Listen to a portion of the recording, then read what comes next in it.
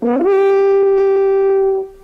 going on, everyone? Welcome back to Skull Network. My name is Nick, and this season and everything I say about this team after every single week is starting to feel just like a broken record, because it just seems like every week it's Vikings play a close game, Vikings win a close game, or most of the time Vikings lose a close game. And unfortunately, that was the tale of this week. And just to kick things off, I just want to make it clear that I don't really have any winners for this game, aside from maybe Kene Wangu for, in his second start, getting that kick return touchdown that really gave me a lot of hope to start off the second half. Now, of course, knowing this team and who it's run by, I really shouldn't have had that much hope, even though we were up by, 14 points towards the end of the first half. And it should have been plain and obvious that the defense was eventually going to kind of let things up. And again, this is a tale of two halves for this team.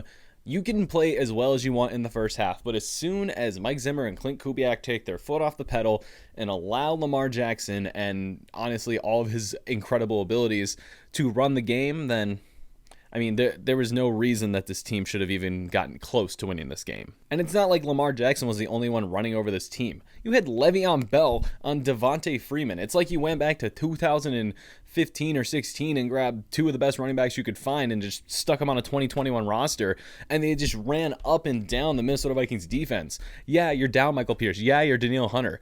I mean, this isn't the biggest surprise, but come on, they ran for over 200 yards, which is completely unacceptable. I don't care who you are. And I'm not going to lie, I feel like I'm in the same camp as a lot of people where I thought if even we won this game, even with the way that things went, there's no reason that Mike Zimmer should be on the sideline next week or ever again for this team. I'm just absolutely tired of it, along with a lot of people, as I said.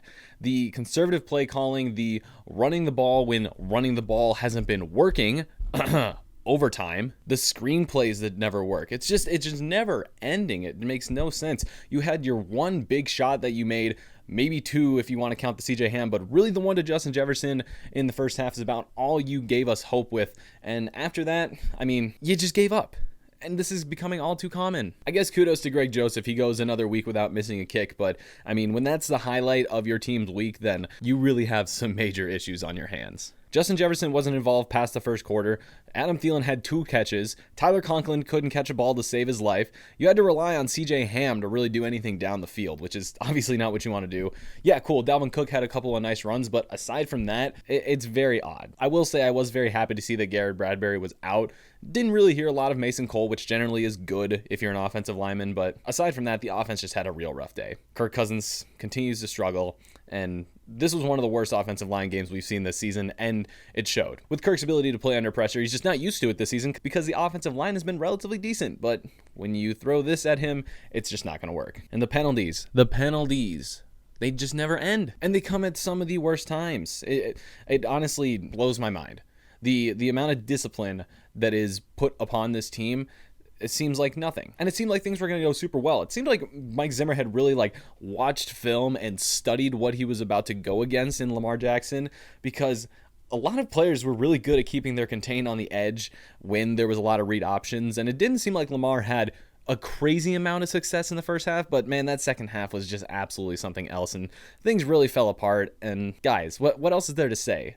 This team needs a new head coach. Can we also quick talk about that unsportsmanlike penalty on the entire Vikings bench? Really?